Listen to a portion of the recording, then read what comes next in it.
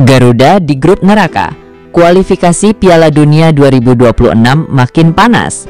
Indonesia gabung Arab Saudi dan Irak. Mampukah skuad Garuda menorehkan sejarah baru? Simak strategi dan persiapan timnas Indonesia di video ini. Jangan sampai ketinggalan.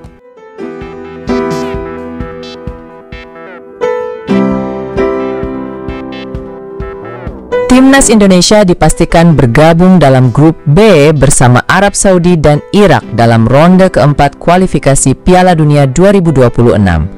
Kepastian ini diperoleh setelah hasil drawing yang dilakukan di markas AFC Kuala Lumpur pada hari ini Kamis 17 Juli 2025. Drawing tersebut juga dihadiri langsung oleh pelatih Timnas Indonesia, Patrick Kluivert, yang menyatakan antusiasme dan kesiapan tim untuk melanjutkan perjuangan di babak penting ini. Keikutsertaan Garuda di ronde keempat ini merupakan kelanjutan dari performa positif yang mereka tampilkan di putaran sebelumnya. Menurut agenda, seluruh pertandingan grup B akan digelar di Arab Saudi selaku tuan rumah pada 8 hingga 14 Oktober 2025. Format kompetisinya menggunakan sistem round robin, satu lokasi yang hanya memberi satu tiket langsung ke Piala Dunia untuk juara grup. Adapun dua runner-up dari masing-masing grup akan melanjutkan perjuangan ke putaran kelima alias babak playoff zona AFC. Babak ini akan dimainkan pada November 2025 untuk menentukan siapa yang berhak melaju ke playoff antar konfederasi. Selain Indonesia, 5 negara lain yang tampil di putaran keempat ini adalah Qatar, Uni Emirat Arab atau UAE, Oman, Arab Saudi, dan Irak. Melansir kitagaruda.id, berikut hasil drawing yang telah dilakukan.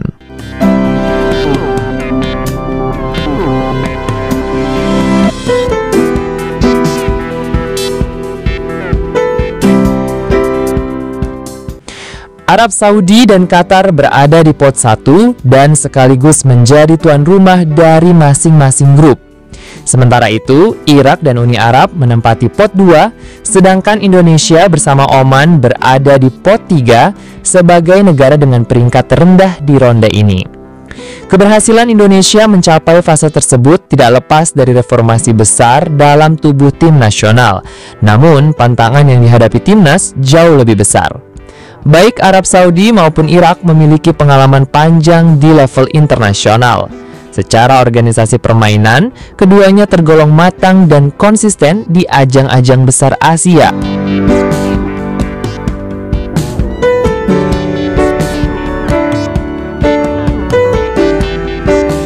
Jumpa lawan yang familiar, timnas Indonesia tetap perlu persiapan matang. Skuad Garuda sudah pernah menghadapi sebagian besar tim-tim besar ini, termasuk Arab Saudi dan Irak. Hal itu tentu memberi sedikit keunggulan dari sisi evaluasi dan persiapan teknis. Patrick Kluivert sendiri diperkirakan akan mengandalkan pengalaman tersebut untuk menyusun strategi terbaik. Namun, publik tak bisa lupa kekalahan telak 0-6 dari Jepang di putaran sebelumnya. Hasil tersebut menjadi pengingat bahwa Indonesia masih memiliki banyak pekerjaan rumah, terutama dari sisi pertahanan dan konsentrasi saat menghadapi tekanan dari lawan kuat. Ditambah sistem kompetisi yang hanya memperbolehkan satu tim lolos otomatis, membuat setiap pertandingan menjadi sangat krusial. Tidak ada ruang untuk lengah mengingat runner-up pun belum aman dan masih harus menjalani laga tambahan di playoff. Dari sisi kesiapan mental, timnas dinilai punya modal yang cukup. Jai Itzes dan rekan-rekannya menunjukkan progres positif saat menghadapi tekanan di babak sebelumnya. Dukungan dari publik tanah air juga menjadi energi tambahan bagi skuad Garuda. PSSI sendiri dikabarkan tengah merancang program uji coba internasional untuk mengasah ketajaman dan konsistensi tim menjelang Oktober nanti. Uji coba tersebut akan melibatkan tim-tim kuat Asia agar pemain dapat beradaptasi dengan level permainan tinggi. Namun persiapan tidak bisa hanya mengandalkan laga-laga uji coba. Dibutuhkan rotasi pemain yang tepat, pembentukan mental bertanding yang kuat, serta konsistensi dalam strategi agar tidak mengulangi kesalahan sebelumnya. Kehadiran pemain baru hasil naturalisasi juga memicu optimisme.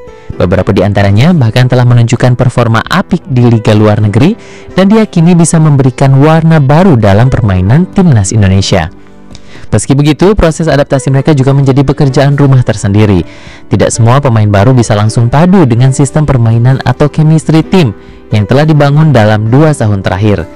pelatih Patrick Kluivert dituntut cermat dalam menyusun komposisi pemain, meramu formasi, hingga menentukan siapa yang cocok untuk menghadapi masing-masing lawan. Keputusan yang diambil bisa sangat menentukan hasil akhir di babak krusial ini. Pada akhirnya, lolos atau tidaknya Indonesia ke Piala Dunia 2026 nanti akan bergantung pada performa konkret di atas lapangan. Lawan yang berat tidak bisa menjadi alasan jika skuad Garuda ingin menorehkan sejarah baru dalam sepak bola nasional.